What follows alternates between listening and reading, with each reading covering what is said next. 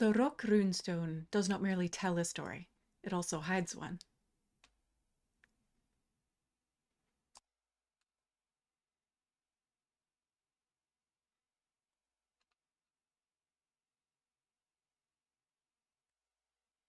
Hello, Rune Scholar, wherever and whenever you are.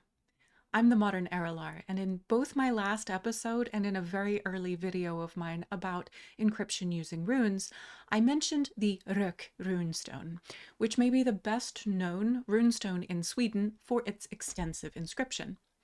It features multiple types of runic puzzles. Shift ciphers, coordinate runes, obsolete futharks, and graphic substitutions all appear on a single monument, composed by a rune writer who clearly expected his audience to be both learned and patient. Today, let's walk through the different runic inscription styles demonstrated to us by a very educated rune writer named Varinn. Varinn is thought to have been a þulr, a title meaning wise man or sage.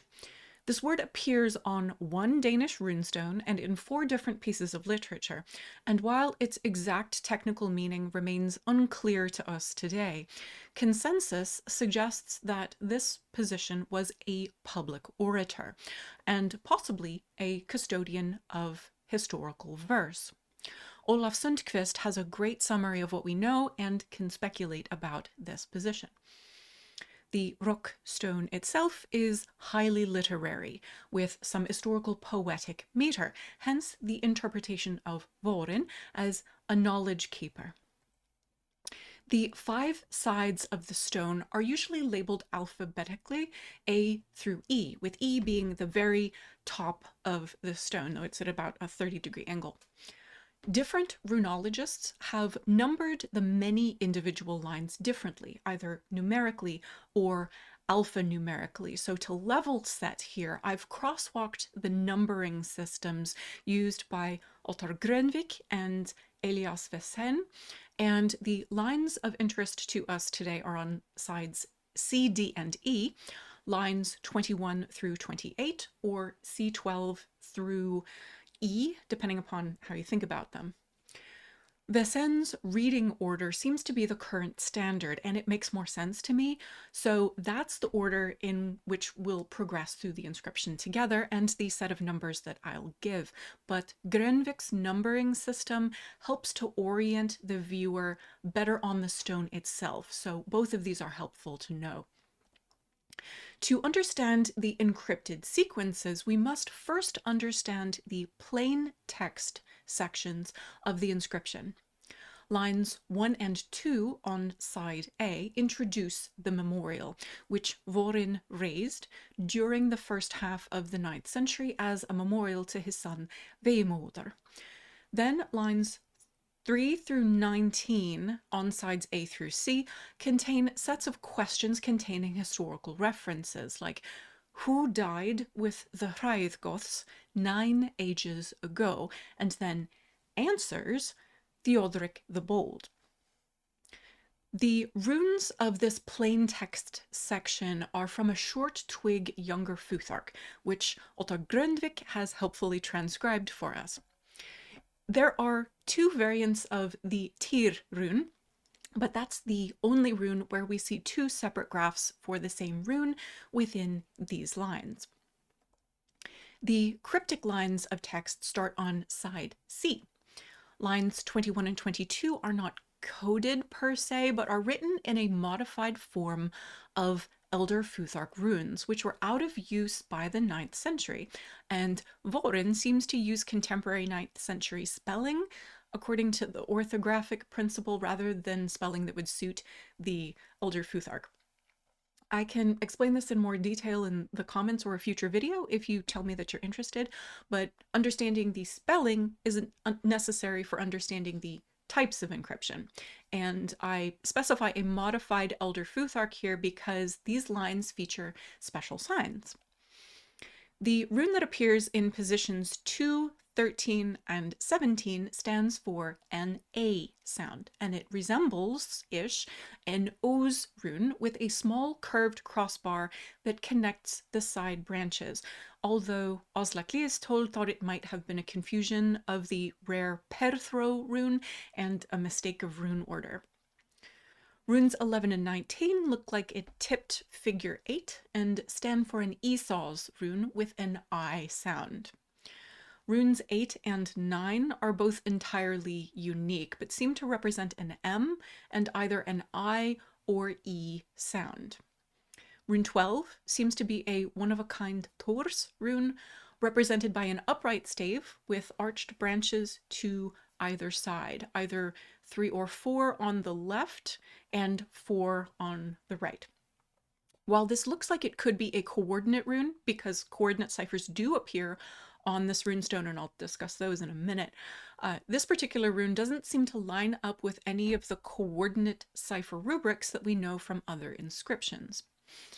Because the phrase sagum mökminni, and especially sagum mökminni dot, recurs on the stone multiple times, þulr is the rune that probably appears in this position, but the potential coordinates that could be represented by this uniquely mirrored fehu rune wouldn't translate to þulr unless the Futhark is divided into more than 3 sections, or we do some backwards counting, neither of which fit patterns for other so-called twig runes. As to why unique runes appear within this Elder Futhark section, consensus seems to have coalesced best around just trying to make it a little harder to read, since unique runes are typically found where Elder and Younger Futhark use the same graph, and the unique rune is substituted for a rune that would likely have been familiar to a contemporary rune reader. However, given that rune 8 would not have been the same in both Elder and Younger Futhark, this is not an entirely sufficient explanation, and some runologists, including both Ottar Grönvik and Michael Barnes, have pointed out that this odd rune could have been a transcription error. Line 23 is in a shift cipher. Each character stands for the next character in the 16-letter Futhark, or to put it another way, each rune is represented by the rune that precedes it to create the code. Line 24 begins in short-twig runes in plain text until it reaches a plus sign division mark, after which the second half of the line is in shift cipher. Line 25, which on the stone is read left to right but it's upside down, begins in standard runes again here until it reaches a plus sign division mark, and then it changes to a coordinate cipher. To understand this method of encryption, it's helpful to know that the runes of the Futhark were divided into 3 sets. Originally in Elder Futhark, these would have been sets of 8, so these sets are called 8s. In runic coordinate ciphers, the first number indicates in which 8 the rune appears, and then the second number indicates the position within the 8 that the rune occupied. In many inscriptions, the 8s are not listed in their intuitive order within the Futhark, and that's the case here. On the Rök Runestone, the 8s are actually numbered 3, 2, 1, which is consistent throughout the inscription. The coordinate cipher continues through lines 26, 27, and 28, but the symbols that encode the coordinates change. Line 25 in the encoded section starts with a series of Elder Futhark Öðal and Younger Futhark short-twig soul runes, indicating 2-2 and 2-3. Line 25 then ends with a hook rune, this one here, that seems to indicate 1-1. So the information encoded here is NIT. Line 26 then continues in coordinate cipher using the hook rune Eichwaz and 2 similar methods of encryption. The first half of the line, shown here, uses hook runes with multiple twigs to either side of the stave, and these are generally called twig runes, which I've already mentioned.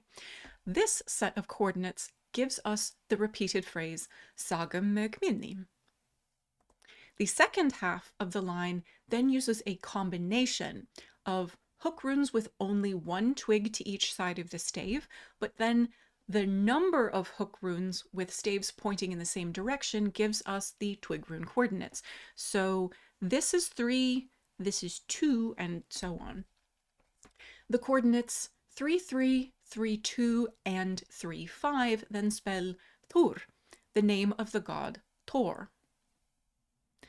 Lines 27 and 28 use tent runes, where the staves encoding the coordinates are arranged in a saltir, which is read clockwise from the top left, and then sometimes plain text runes appear between the arms of or around the saltir.